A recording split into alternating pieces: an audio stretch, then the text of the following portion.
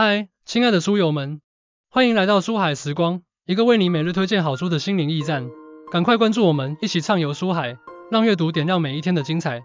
凌晨1点盯着电脑里没写完的报告，心里骂骂咧咧，我今天明明没摸鱼啊，怎么又没做完？周末想陪孩子去公园，刚出门就接到老板电话，客户要改方案，赶紧回来。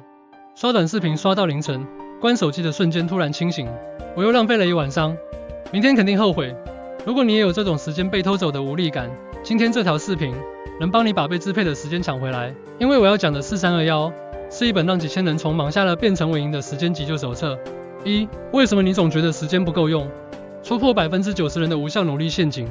先问你一个扎心问题，你每天花最多时间的事，是能让未来更好的吗？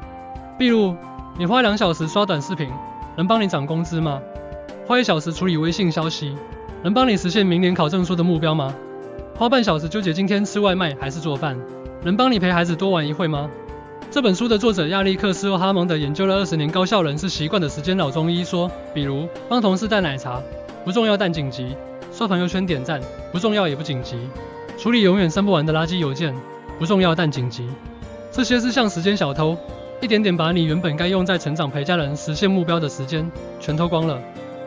用4321法则重新分配时间，从被时间追着跑到掌控时间。那怎么把时间抢回来？书里最核心的4321法则，直接给你一套时间分配说明书，把每天的时间分成4块，每块做什么，明明白白。40%留给重要但不紧急的事，真正决定你未来的事。比如想考注册会计师，每天花1小时学习；2想陪孩子，每天晚上7到8点亲子阅读；3想健身，每周3次，每次40分钟。这些是现在不做没压力，但3年后的差距就藏在这40%里。30%留给重要又紧急的事，必须做，但别让它占满你。比如明天要交的提案；2客户突然要改的合同；3孩子突然发烧要去医院。这些是必须做，但别让他们占满你的时间。比如提案可以提前1天写，别拖到最后一晚；客户改合同可以约明天下午2点谈，别放下手头的事立刻做。20%留给不重要但紧急的事，能外包就外包，能推就推。比如快递到了要取，让同事帮你取；临时要开的小会，问清楚能不能合并到下午。3朋友喊你帮忙砍一刀，直接发个忙，回头帮你。10%留给不重要也不紧急的事，留10%当奖励，别逼死自己。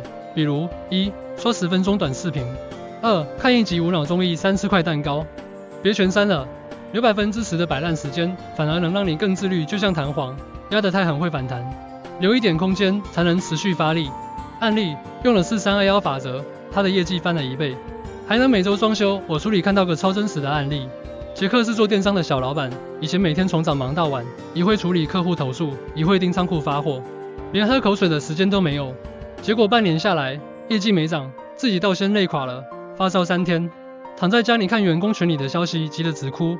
后来他用了4321法则：40%时间做战略规划，研究新的产品线，培训员工；30%处理紧急事务，客户投诉、改合同；20%做日常运营，盯仓库、查库存；10%留给他自己，每周6下午去钓鱼，周日陪家人。你猜怎么着？3个月后，他的业绩直接翻了1倍。现在他居然能每周双休，朋友圈里全是陪孩子去游乐园，和老婆吃烛光晚餐的照片。用他的话说，以前我是时间的奴隶，现在我是时间的主人。互动问题你符合4321吗？现在算一算，你每天花了多少时间在重要但不紧急的事上？是10%、20%，还是根本没花？评论区告诉我你的数字，我帮你打个时间健康分。5个必养习惯，能让高效变成不用想的本能。光分配时间还不够，得把高效变成肌肉记忆。书里的5个习惯，帮你从靠意志力坚持变成不用想就会做。定目标别喊口号，要写说明书，用 SMART 原则把目标落地。你是不是喊过这种口号？我要减肥，我要学英语，我要写小说。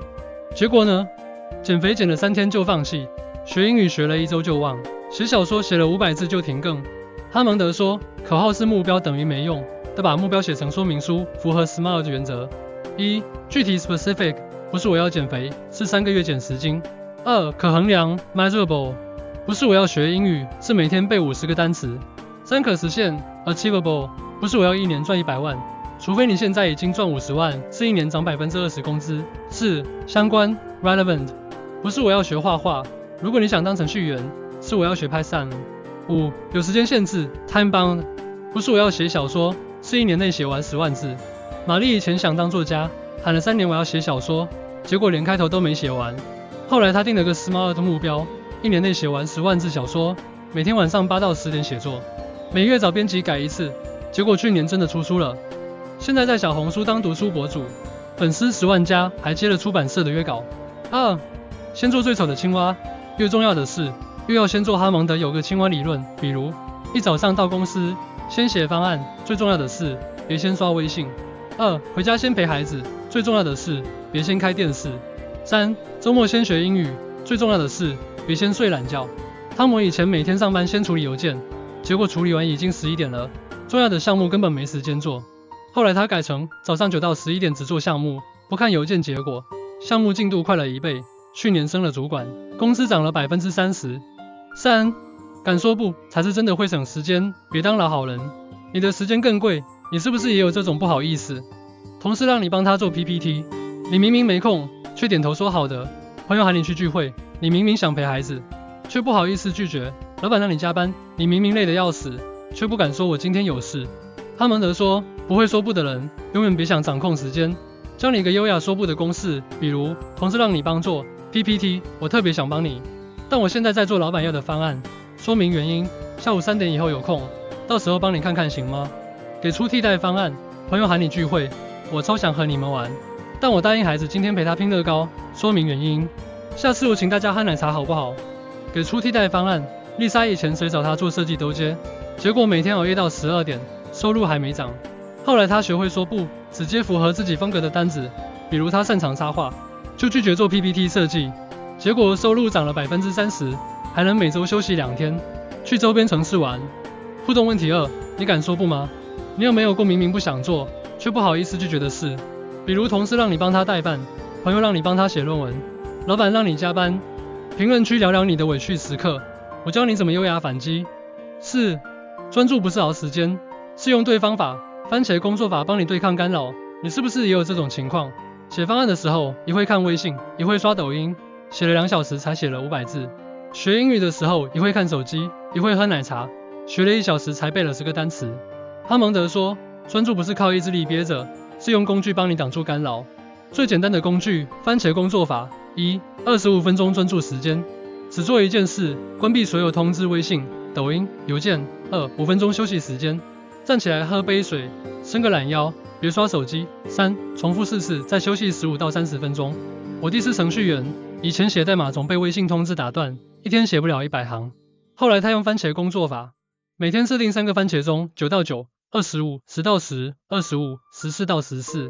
25关闭所有通知，结果现在一天能写500行代码，还能准点下班，陪我妈吃晚饭。5每天学1小时，到3年后，你会碾压同龄人。哈蒙德说，持续学习等于保持竞争力。你每天花1小时学新技能，3年后就是1095小时，相当于读了一个技能硕士。比如1想当设计师，每天学1小时 PS。2想当运营，每天学1小时小红书运营技巧。3想当家长，每天学1小时儿童心理学。刘杰以前想当主管，但领导力不行，不会带团队，不会和下属沟通。后来他定了个目标，6个月内学完领导力21法则，每周参加1次线下培训，结果去年真的升了主管，现在带8个人的团队，业绩是全公司第1。最后想对你说，你不需要变成超人，不需要每天工作12小时，只需要1用4321法则把时间分给成长。